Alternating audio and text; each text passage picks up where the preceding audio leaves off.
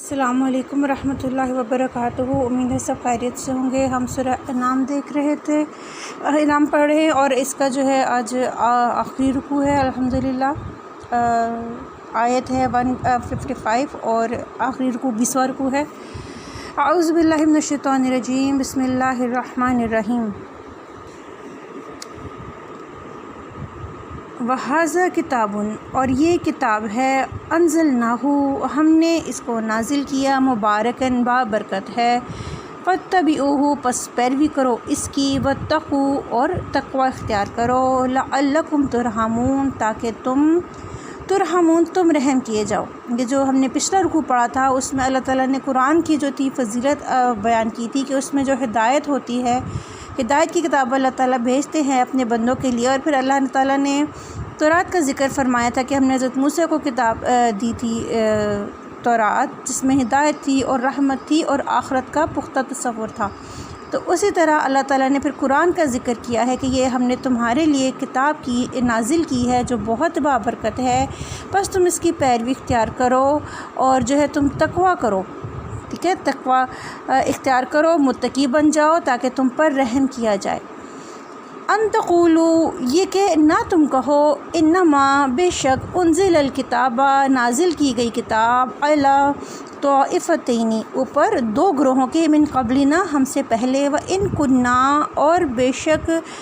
تھے ہم، عن دراستہم، اس کے پڑھنے پڑھانے سے، لغافلین، البتہ غافل۔ اس آیت میں جو ہے پچھلی کتابیں، جو دو کتابیں ہیں تورات اور انجیل، جو کہ دوسرے گروہوں پر، عیسائی اور یہودیوں پر آئی، ان کا ذکر ہے۔ اور اللہ تعالیٰ یہاں پہ حجت ختم کر رہا ہے اہل عرب کے مشرکین کی کہ تم یہ نہ کہو کہ ہم سے پہلے جو تھی وہ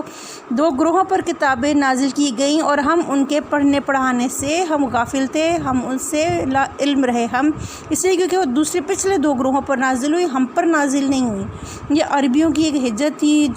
تھی عرب کے مشرکین کی، جو آپ صلی اللہ علیہ وسلم پہ وہ رکھتے تھے، تو جو ہے اس کو اللہ تعالیٰ نے دور فرمایا قرآن نازل کر کے۔ او تقولو، یا تم کہو، لو انا، اگر بے شک ہم، انزلہ، نازل کی جاتی، علینا، ہم پر، کتاب، لکنہ، البتہ ہوتے ہم، اہدیٰ، زیادہ ہدایت یافتہ، منہم، ان سے۔ فقد جاءکم، پس تحقیق آ گئی تمہارے پاس، بینۃ، روشن دلیل، من ربکم، تمہارے رب کی طرف سے، وہدی، اور وہ ہدایت ہے، ورحمہ، اور رحمت ہے۔ فمن اظلم، تو کون بڑا ظالم ہے، ممن کذب، اس سے جو جھٹلائے، بآیات اللہ، اللہ تعالیٰ کی آیات کو، وصدف عنہا، اور وہ اعراض کرے ان سے۔ سنجزی الذین، ان قریب ہم جزا دیں گے یا بدلہ دیں گے، الذین، ان کو، جو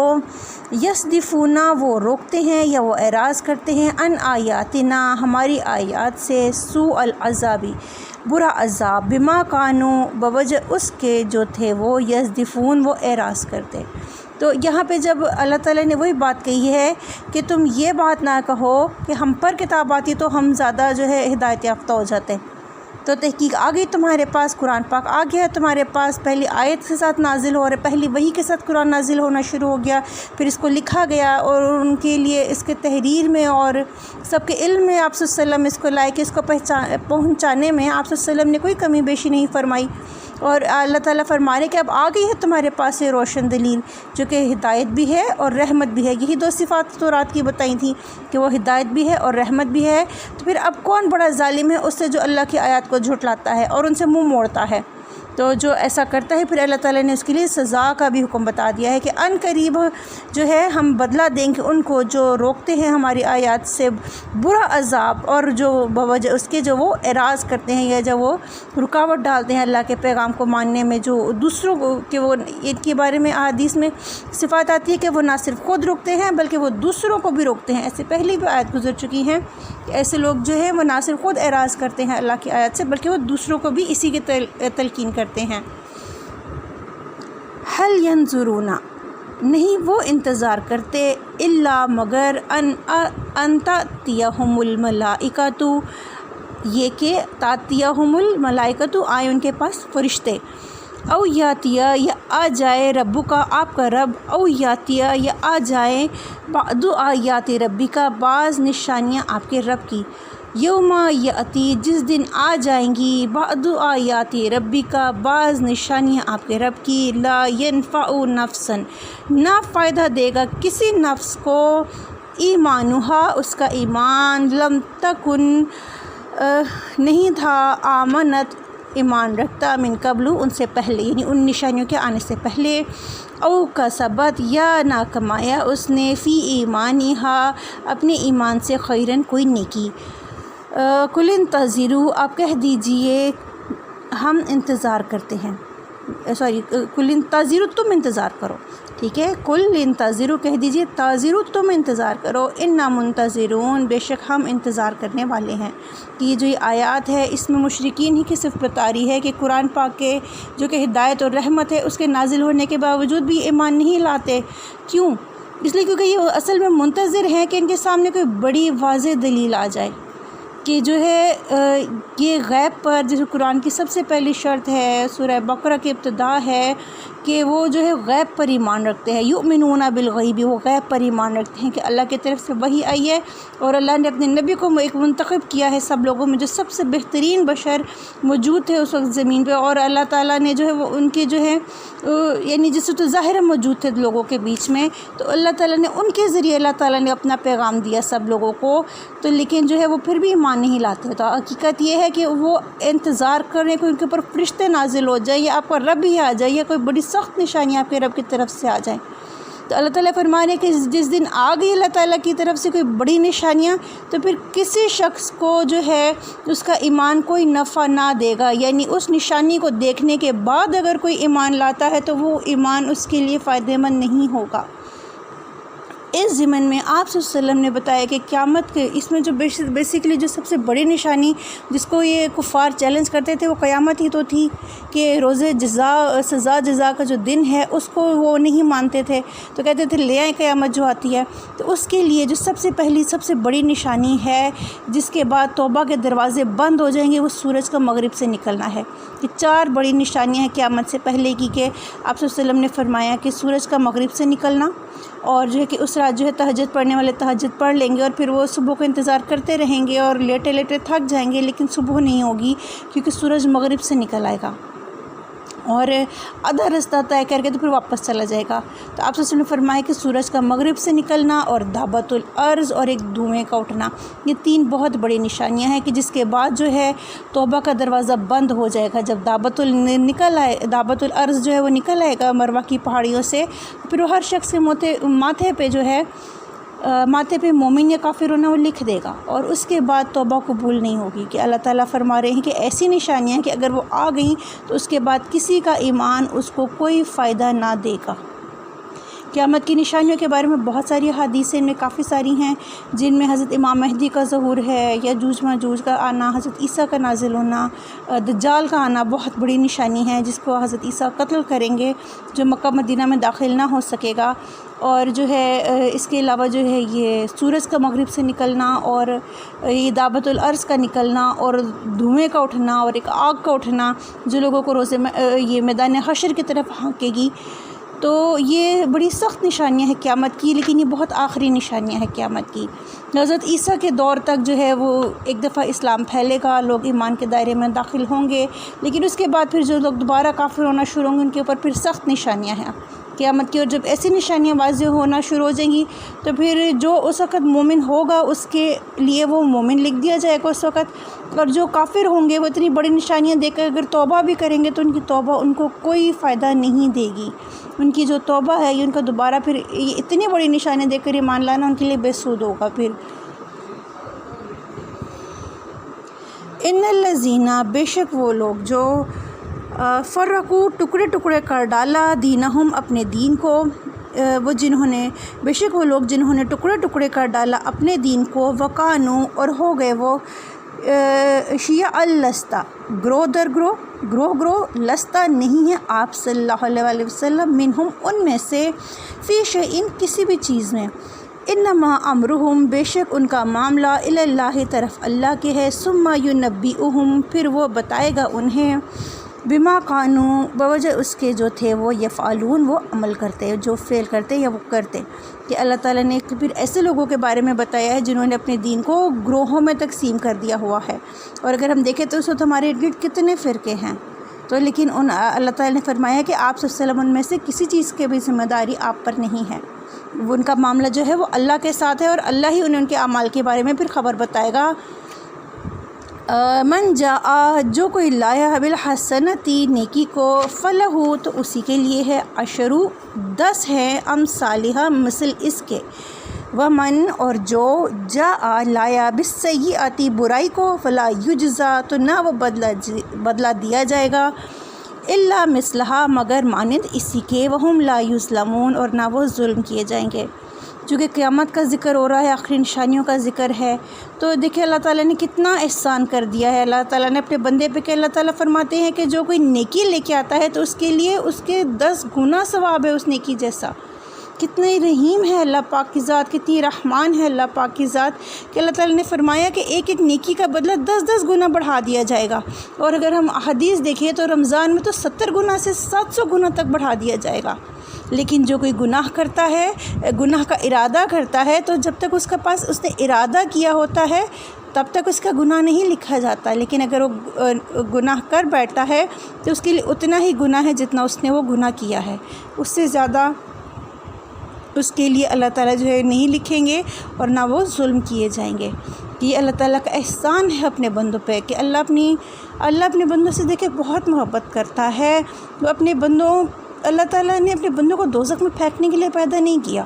یہ انسان کی کجی اور کوتاہی ہے کہ وہ شیطان کی اتنی اندھا دھند پیروی کر رہا ہے، اپنی خواہشات اور نفس جو ہمارے ساتھ لگا ہے اس کی اتنی اندھا دھند پیروی کر رہا ہے کہ اس میں وہ حلال حرام صحیح غلط یہاں تک کہ اللہ کی حدود سب پار کر جاتا ہے.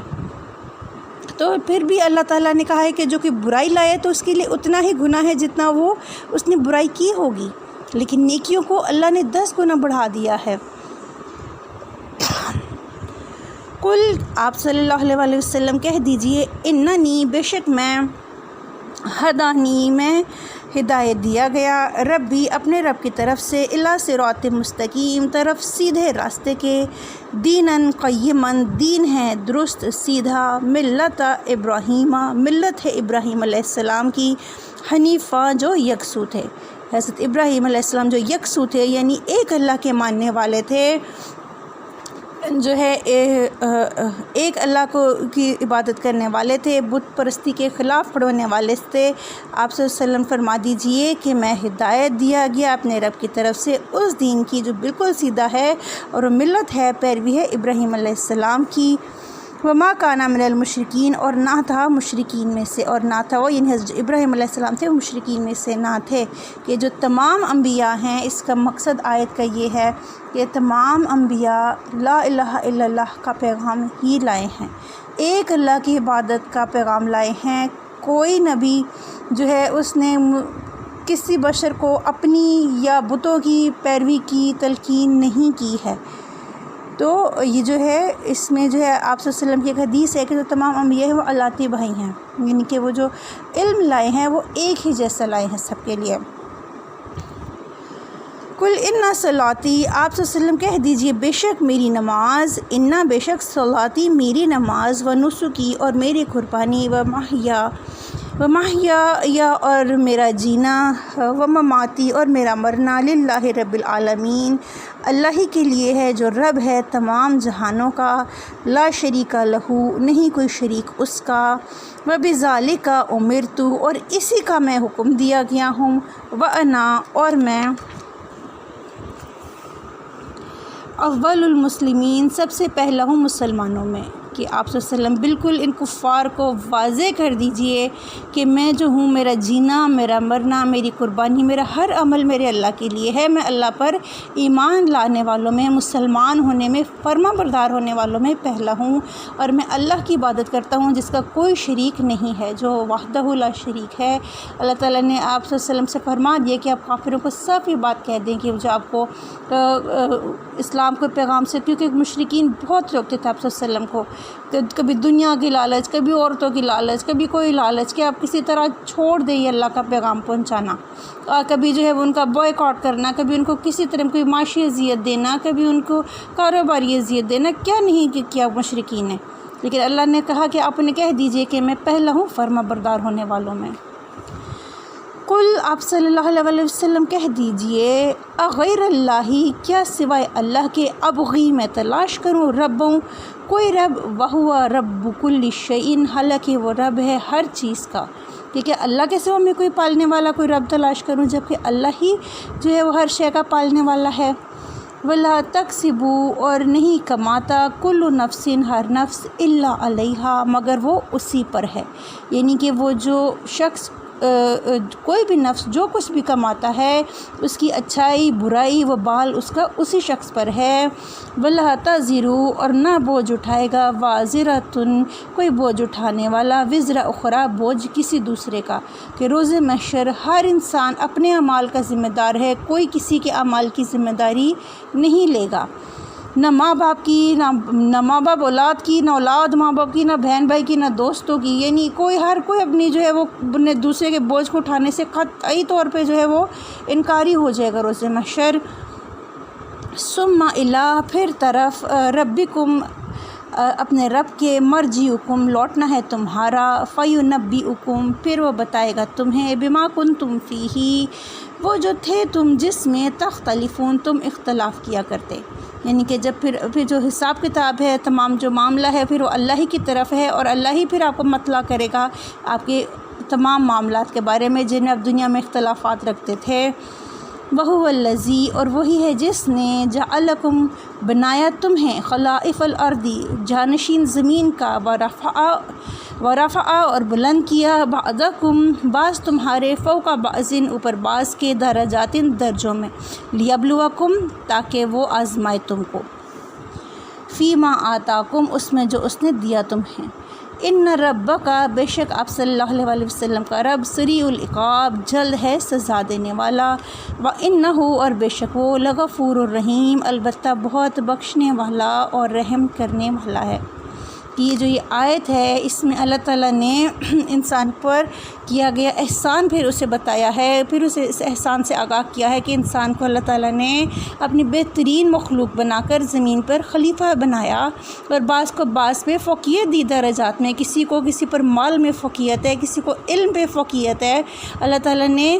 کسی کو صحت اور کسی کو کسی معاملے میں فوقیت ہے۔ یہ سب ہمارے لیے آزمائش ہیں، جو ہمیں اللہ تعالیٰ کی نعمتیں ملی ہوئی ہیں یہ ہمارے لیے آزمائش ہیں۔ مالدار کے لیے اس کا مال آزمائش ہے کہ آیا وہ حرام تو نہیں کماتا، یا جو کماتا ہے اس میں غریب غربا کی، مساکین کی، رشتہ داروں کی کام آتا ہے یا نہیں آتا، یعنی تمام معاملات۔ آپ کے پاس علم ہے تو وہ دینے پھیلانے کا حکم ہے، آپ کے پاس جو ہے کوئی اور نیکی بھلائی اللہ کا فضل ہے تو اس کو جو ہے اس کو بہترین استعمال کرنے کا حکم ہے، کہ اللہ تعالیٰ جو ہے بہت جلد ہے سزا دینے والا، کہ جو کوئی کجی کوتاہی کرتا ہے اللہ تعالیٰ کی دیے جو ہے اللہ درجات ہیں اس کے معاملے میں، یہ کوئی غلط عمل کرتا ہے، اللہ نے شعور اور عقل دی ہے بندے کو، بندہ نہیں استعمال کرتا، پھر بھی بتوں کی پوجا کرتا ہے، تو پھر اللہ تعالیٰ بہت جلد ہے سزا دینے والا۔ اور لیکن اللہ کی سنت ہے کہ جہاں بھی اللہ نے اپنے سزا کا ذکر کیا ہے ساتھ ہی اللہ نے اپنی بخشنے کا اور اپنے رحیم ہونے کا ذکر کر دیا ہے، بخشنے والے اور رحیم ہونے کا، کہ اللہ تعالیٰ جو ہے بہت ہی زیادہ بخشنے والا اور بہت زیادہ رحم کرنے والا ہے۔ اللہ تعالیٰ نے جب لوح محفوظ بنائی تو اس کے اوپر یہ لکھ دیا کہ میں نے اپنی مخلوق کے لیے اپنے اوپر اپنی رحمت کو فرض قرار دے دیا، اپنے غصے پر اپنے رحم کو غالب قرار دے دیا۔ تو پھر بھی انسان جو ہے اپنے برے اعمال کی وجہ سے جہنم ہی کا حقدار بن جائے، تو پھر یہ انسان کے اپنے اعمال کی بدبختی ہے، انسان کی اپنی بدبختی ہے کہ وہ اپنے اعمال کو سیدھا نہیں کرتا۔ دیکھیں اللہ نے روح کو بڑی طاقت دی ہے، یہ میں ہمیشہ کہتی ہوں کہ اللہ نے انسان کو اتنی طاقت دی ہے کہ وہ اپنے اعمال کا ذمہ دار خود ہے۔ رزق چلے لکھا ہوا ہے، موت کا وقت لکھا ہوا ہے، لیکن جو دنیا میں آپ نے کرنا ہے وہ آپ کے اختیار میں ہے۔ دو وقت کی روٹی لکھی ہے، آپ کے اختیار میں ہے کہ آپ چوری کر کے کمائیں یا محنت کر کے کمائیں، نیکی کی طرف چل پڑیں یا برائی کی طرف چل پڑیں۔ تو اللہ تعالی ہمیں صحیح راستے کی طرف چلنے کی توفیق دے، اللہ تعالیٰ کہنے سننے سے زیادہ عمل کی توفیق دے۔ ہماری سورہ انعام مکمل ہو گئی ہے الحمدللہ۔ اب انشاءاللہ اگلی صورت شروع کریں گے. سب اپنا خیال رکھیے گا. اللہ حافظ. اور پلیز چینل کو سبسکرائب کر لیں تاکہ آپ کو آنے والی ویڈیوز کا پتہ چلتا رہے.